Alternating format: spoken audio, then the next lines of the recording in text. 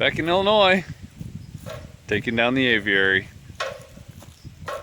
or as much as I can get down in a couple days. Pretty much I just want this type of stuff so I can use it at the farm. Well, that's the end of day one. We got one of the sides off and some of the back. I think we'll have a shell by tomorrow.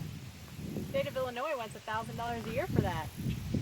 $1,000 a year. In taxes. In taxes. And I pay not even that much. A year in Colorado. A year in Colorado. So. It would actually be funny if it wasn't so sad. Thanks for watching. Yeah, thanks for watching. See you next time. Or day 2.